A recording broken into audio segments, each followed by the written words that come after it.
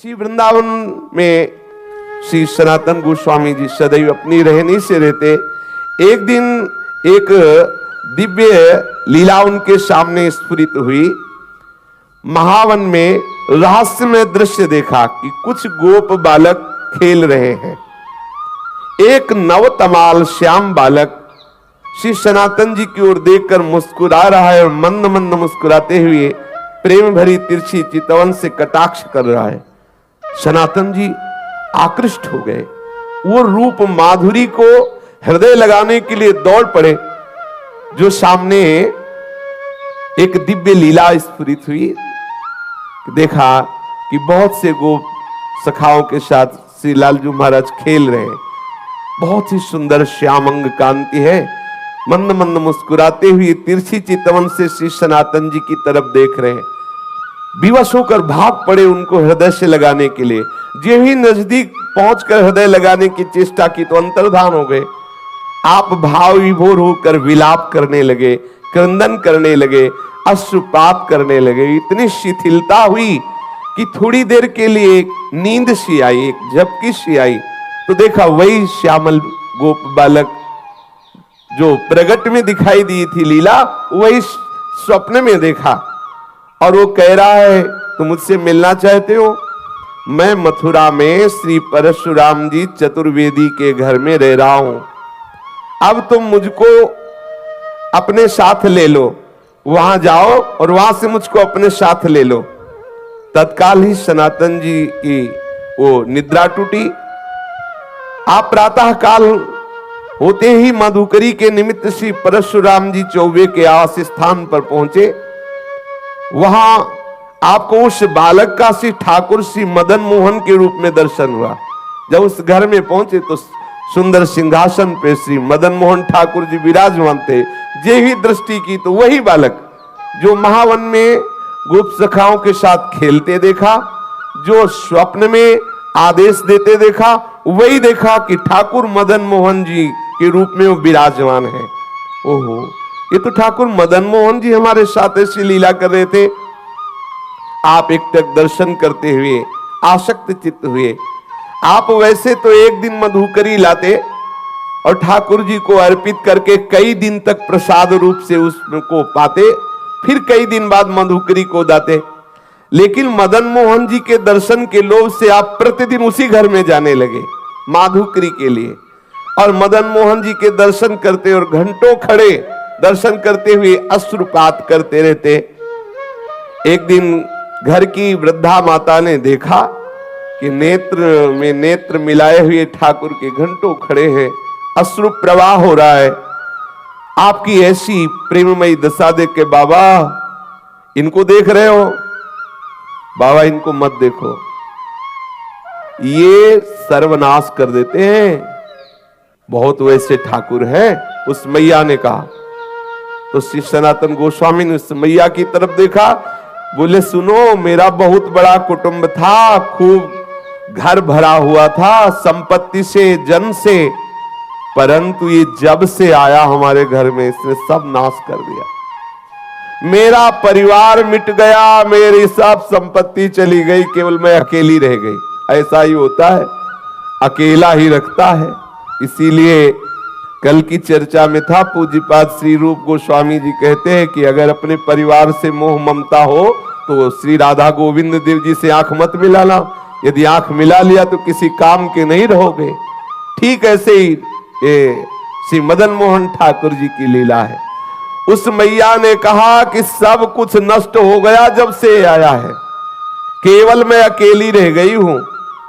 सनातन जी ने वही अश्रु प्रवाह, अनुराग से भीने हुए नेत्र, कहा माता जी तुम इसका परिचय मत दो, मैं जानता हूं मेरी भी यही दशा हो गई है। जब से इसने नजर की तब से सब नाश हो गया। और क्या, राजमंत्री थे, नजर हुई, कहां पहुंचा दिया, एक गुदड़ी करवा और भाव में मगल। ये विनोद है महापुरुषों का। समस्त मलिनता माया की जो हमें घेरे हुए है, जब ठाकुर का कृपा कटाक्ष होता है तो उससे बिलक करके अपनी लीला में प्रवेश दे देते हैं, जो चिदानंदमयी है, जो एक रस लीला है। ये परिवर्तनशील जगत की मोह ममता का नाश एकमात्र इनकी कृपा की ओर से होता है। जब से इनसे प्रीति की तब से मेरा सर्वनाश हो गया, श्री सनातन जी ने कहा। इसलिए नाश का अब तो कोई भय रहा नहीं, कोई बचा ही नहीं तो क्या भय है। मेरे निकट जो भी था अब वर्तमान में कुछ नहीं रह गया है, ये इसी की नजर का चमत्कार है। वृद्धा ने कहा तो भी तुम इसकी तरफ देख रहे हो, देखो तुम्हें पसंद आ गया क्या? बोले तो पहले से ही हम राजी हैं, इसके नेत्रों में पहले ही बिक चुके हैं। मैं तो वृद्ध हो चली हूं और मैं सोच भी रही थी कि अब इसकी सेवा कौन करेगा मेरे बाद, क्योंकि परिवार में तो कोई बचा नहीं। देखो इससे कोई ये मत समझ लेना कि ठाकुर से प्रेम करोगे तो तुम्हारा परिवार नष्ट हो जाएगा, ऐसा नहीं। इसका आंतरिक रहस्य है। जब से मदन मोहन जी पधारे तो एक एक करके अपने धाम भेज दिया, अपनी नित्य लीला में सम्मिलित, जो बड़े बड़े योगियों के लिए दुर्लभ है। ठाकुर मदन मोहन पधारे उस चौबे जी के घर तो सबको अपने दिव्य लीला में प्रवेश दे दिया, लौकिक धन हटा करके चिदानंद वस्तु प्रदान की। हमारी पार्थिव बुद्धि कहीं ऐसा न सोच बैठे कि ठाकुर से जुड़ने का मतलब है संकट विपत्तियां, ऐसा नहीं। जो प्रभु के चरणों में अपने चित्त को लगा देता है तो बिना अन्य साधन के भी प्रभु उसको स्वीकार कर लेते हैं और अपने दिव्य धाम, दिव्य स्वरूप, दिव्य लीलाओं में प्रवेश दे देते हैं। यहां से हटा देते हैं ये जो माइक लीला है, जन्म मृत्यु दुखद भयावह, इससे हटाकर जहां कोई भय नहीं, महासुख है, वहां पहुंचा देते हैं। वृद्धा ने कहा बाबा मैं तो वृद्ध हो चली हूं, था मेरी यही अभिलाषा है, इनको कोई न कोई ले जाएगा ही, मेरे से पूजा सेवा बनेगी नहीं और मैं भी ऊब गई हूं, इससे हमें कोई लाभ प्राप्त हुआ नहीं। क्योंकि वो बाह्य दृष्टि से विनोद में बोल रही कि अब अगर इन लाभ प्राप्त होता तो कम से कम नाती पनाती ही होते, इसकी सेवा कोई नहीं बचा, मैं ही अकेले बची हूं। और ये ऐसा ही करते हैं। श्री राधा बाबा कहते इनका जलनुआ स्वभाव है, ये दूसरिया नहीं रहने देते। ये प्रेम गलित साकरीता में दो न समाए। अगर तुम पूछो कि तुम्हें लाभ क्या प्राप्त हुआ तो यही प्राप्त हुआ कि सपरिवार कुटुंब सब खत्म हो गया है। अब मेरी मृत्यु का समय आ रहा है, कोई ना कोई तो इसकी सेवा के लिए चाहिए ही, और मैं किसको सौंपूं? मैं दे भी उसी को सकती हूं जो इससे प्यार करे। मुझको बड़ा संतोष हुआ तुम्हारे नेत्रों में इसके प्रति प्यार देख करके। आप देखो इसी से पहचानो कितना प्यार करती ठाकुर को। तुम्हारे नेत्रों में अपने ठाकुर के प्रति प्यार देख करके मुझे संतोष हुआ कि तुम सेवा करोगे। देखो अपने नेत्रों से मैं इन्हें ओझल नहीं होने देना चाहती, परंतु बाबा अब मेरा शरीर बूढ़ा हो गया है, अब मेरे से सेवा का एक कार्य हो नहीं सकता और बिना सेवा के ठीक नहीं है, इसलिए इनको तुम ले जाओ।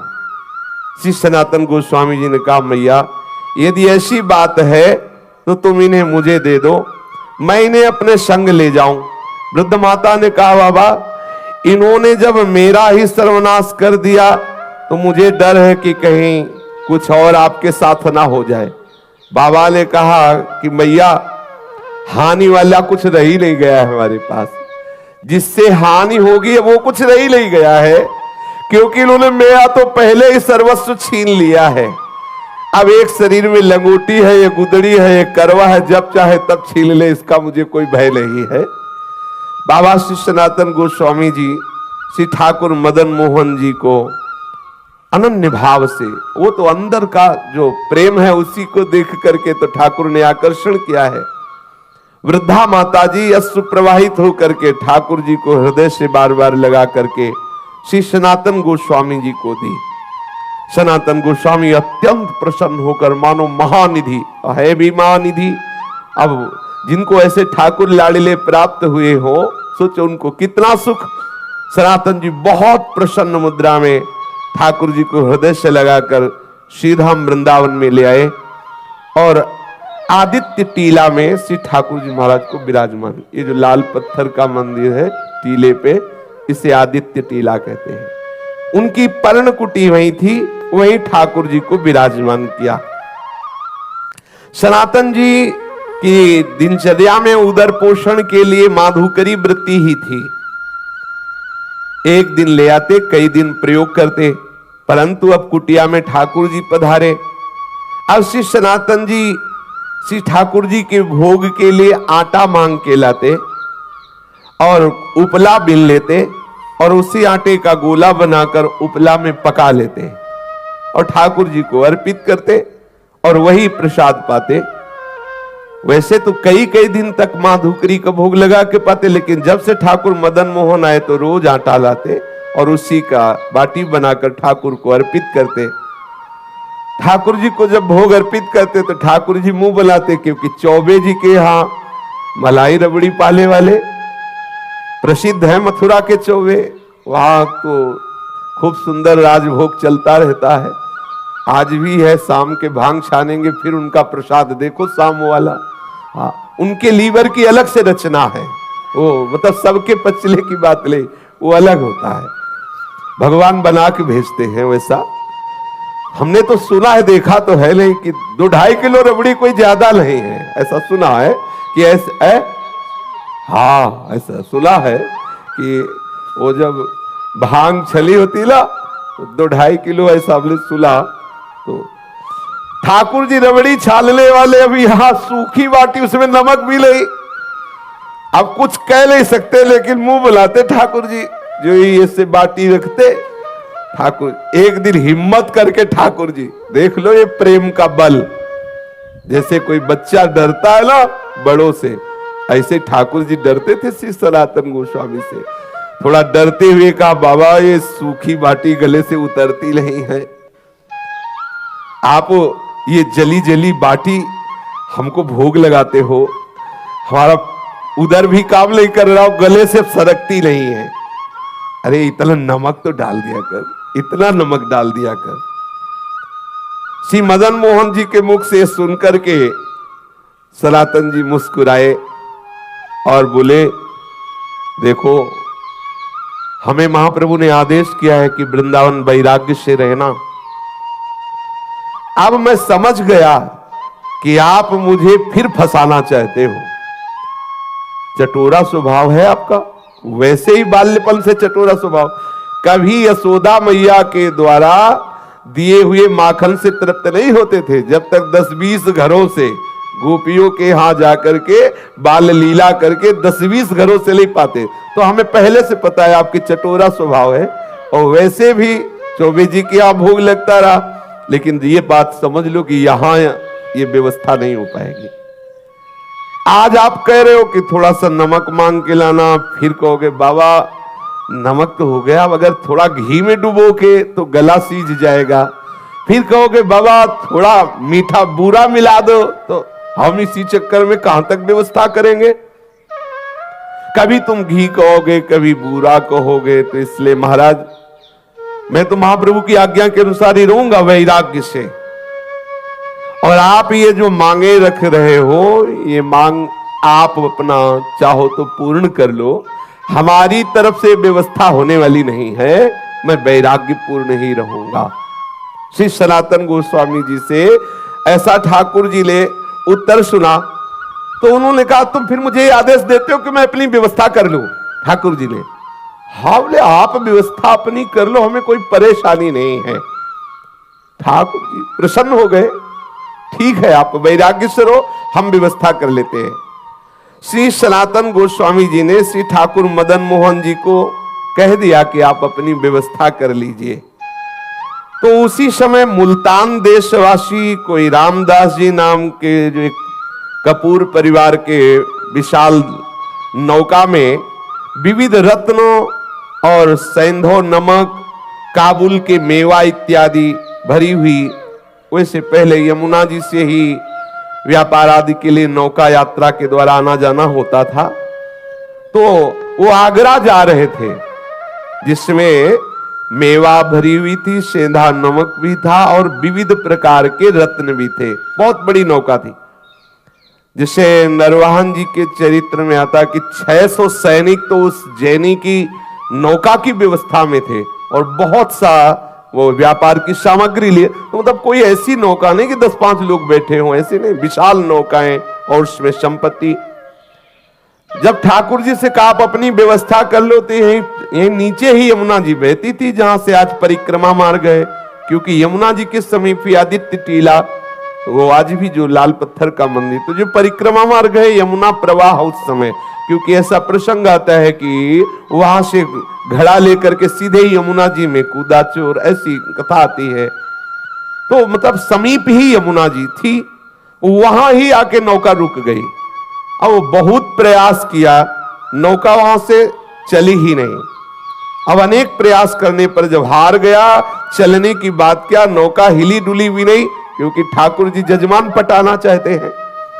अब श्री रामदास जी कपूर परेशान हो गए, तो ठाकुर जी ही एक गोप वेश बालक का धारण करके गए और कहा, रे सुन, ये नौका ऐसे नहीं निकलेगी, अगर तुझे नौका निकालना है तो देखो वो संत भगवान बैठे उस वृक्ष के नीचे, सनातन गोस्वामी जी के लिए कहा, वहां जा दंडवत कर, कुछ मनौती मान, तो नौका निकल जाएगी, हम तुमको पक्की सलाह देते हैं।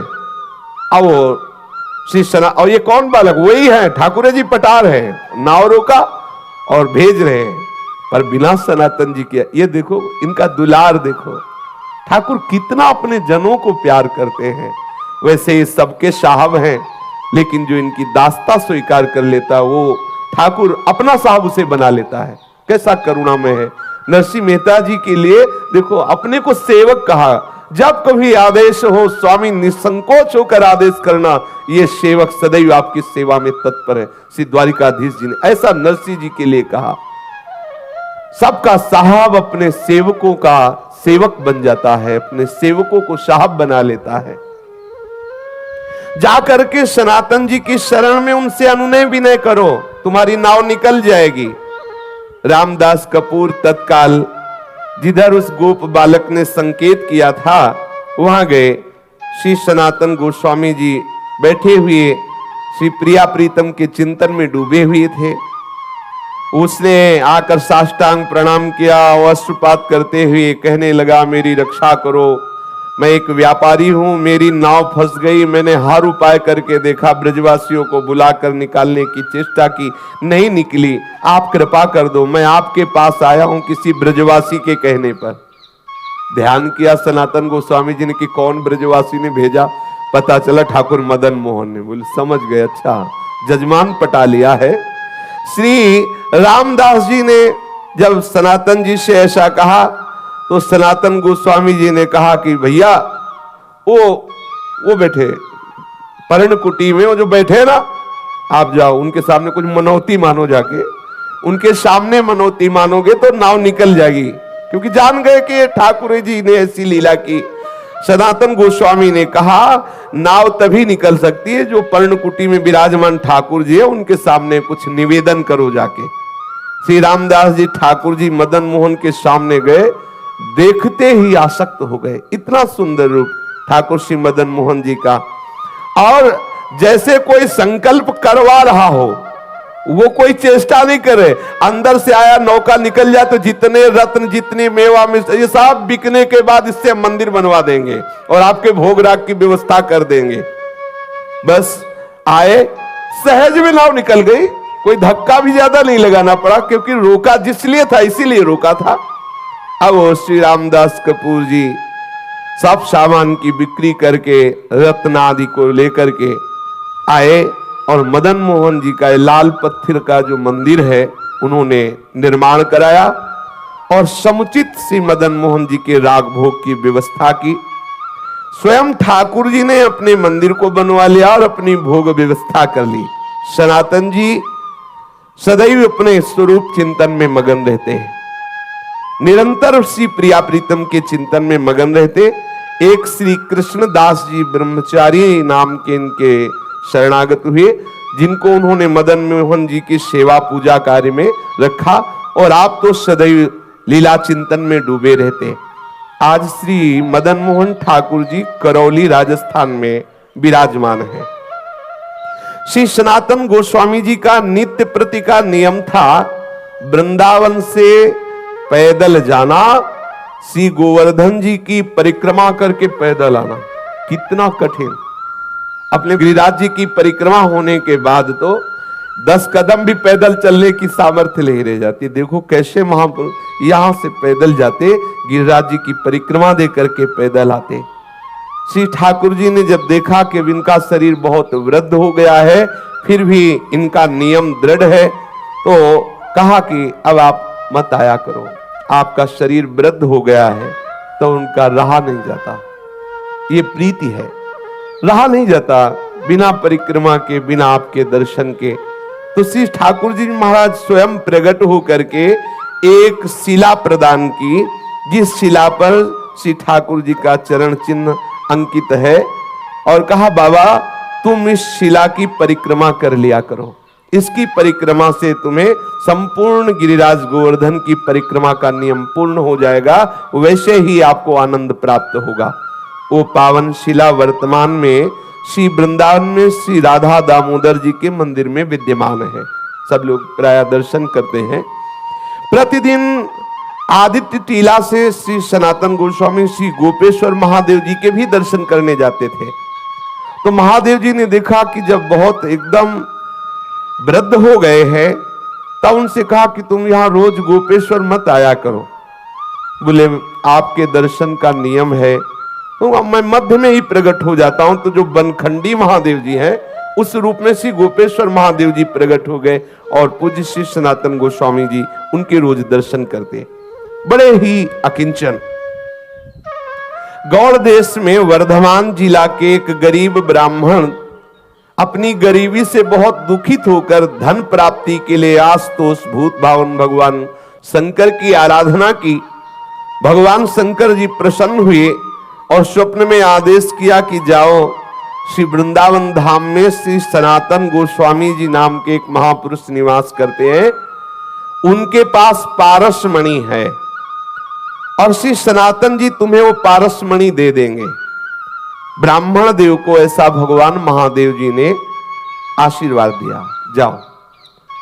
ब्राह्मण देव बड़े आनंद में मगन होकर श्री वृंदावन धाम आए, और यहां पता लगाया संतों से, पता चला श्री गोस्वामी श्री सनातन जी का। वो वहां गए, श्री गोस्वामी जी को देखा, श्री सनातन जी को, एक गुदड़ी, एक करवा और शरीर पे कौपीन। उनके मन में निराशा हुई कि जो खुद ऐसी गरीबी से रह रहे हैं, वो हमें पारसमणि क्या देंगे। भगवान शंकर के वचन तो झूठे नहीं हो सकते, और उन्होंने इन्हीं के लिए कहा है कि इनके पास जाओ तो तुम्हें धन बनाने वाली पारसमणि मिल जाएगी। अगर इनके पास पारसमणि होती तो ये ऐसे कैसे फटी पुरानी गुदड़ी, रज का करवा, एक लंगोटी लगी हुई। प्रणाम किया, बाबा मैं आपके पास आया हूं। सनातन जी ने कहा किस हेतु से आए हो। तो उन्होंने कहा कि मुझे भगवान शंकर ने भेजा है कि आपके पास पारसमणि है और आप मुझे प्रदान करें। सनातन जी ने कहा हाँ, मैंने कभी उसे छुआ तो है नहीं, पास तो है नहीं। यमुना स्नान करने जा रहा था तो एक दिन पैर से टकरा गई थी, तो वहीं उसे रेती से ढक दिया और पुनः यमुना स्नान किया, जिससे किसी दिन स्नान करके वापस आते समय दोबारा हमारे स्पर्श ना हो जाए, नहीं तो मुझे पुनः स्नान करना पड़ेगा। श्री ठाकुर जी की सेवा पूजा में विलंब हो जाएगा। ब्राह्मण देव को लगा इतनी अशुद्ध होती पारसमणि कि स्नान करना पड़ता है। ब्राह्मण देवता ने कहा अच्छा आप मुझे बता दे चल के कि वो पारसमणि का है, दूर से बता दीजिए। ब्राह्मण देव को श्री सनातन गोस्वामी ले गए और बोले इसी जगह कहीं थी, आप बालू हटाइए। तो जे भी वहां बालू हटाई, थोड़ी देर में ही तो देखा चमकती हुई पारसमणि। ब्राह्मण को लगा मैं परीक्षा करके देखूं कि कोई चमकदार पत्थर है या पारसमणि है। तो एक लोहे की कील में स्पर्श किया, तत्काल वो स्वर्ण की हो गई। बड़ा मन प्रसन्न हुआ कि भगवान शंकर का वरदान साक्षात्कार हुआ। परंतु द्वितीय उसके विचार तत्काल आया, एक मन में तो प्रसन्नता हुई, तत्काल द्वितीय विचार आया कि ये कैसे संत है इतनी कीमती वस्तु को इतनी दूर किए हुए, जिसके लिए मैं आनंदित हुआ, उसके लिए इनके हृदय में ऐसी उपेक्षा। सनातन जी इस अमूल्य पारसमणि का त्याग क्यों किए हुए थे? और इतना त्याग कि शरीर से स्पर्श हो जाए तो यमुना स्नान करना पड़ेगा। मुझे लगता है कि इनको पता नहीं कि ये पारसमणि क्या होती है। ना अगर ये ऐसा जानते होते तो इसको ऐसे क्यों रेत में फेंके होते? और इसमें क्या दोष है जो इन्होंने स्नान करने की बात सोची? ब्राह्मण देव अपने मन की असमंजता में विचार किया कि इन्हीं से पूछे, तो पुनः लौट करके श्री सनातन जी को प्रणाम किया और कहा, महाराज मेरे हृदय में एक प्रश्न है कि इतनी कीमती मणि आप अपने समीप क्यों नहीं रखा, और इसके स्पर्श करने पर स्नान करना क्या पवित्रता इसमें है? ब्राह्मण को इस तरह बोलते हुए देख करके श्री सनातन गोस्वामी ने कहा कि बहुत दुर्गुण है इस पारसमणि में, न जाने कितनी मलिनताएं छुपी हुई हैं। क्योंकि जब धन बढ़ेगा, अहंकार बढ़ेगा, दोष बढ़ेंगे, भगवत चिंतन छूटेगा, बहुत प्रकार के दोष हैं। इसलिए इसका कहीं रजोगुण प्रभाव कहीं किसी भी तरह से हमारे भजन में विक्षेप न डाले, इसलिए इसको दूर रखते हैं। और ये हमारे लिए मणि पत्थर से बढ़कर कुछ नहीं है, क्योंकि हमारे पास जो मणि है उस मणि के सामने है ही क्या। तो तत्काल ब्राह्मण बोला, महाराज आपके पास कौन सी मणि है? बोले, इंद्रनील मणि श्याम मनोहर। आहा, श्री लाल बिहारी श्याम सुंदर रूपी मणि हमारे पास है, ये क्या? उसने तत्काल श्री सनातन गोस्वामी के चरणों में प्रणाम किया, महाराज फिर आप ऐसी अपवित्र मणि हमें क्यों देंगे? अब आप कृपा करो, वही मणि दो जो आपके पास है। तब उन्होंने कहा कि इसे फेंको यमुना जी में और यमुना स्नान करके आओ, तुम अधिकारी हो, क्योंकि भगवान आशुतोष शिव की कृपा तुम्हारे ऊपर हुई, तुम्हें पारस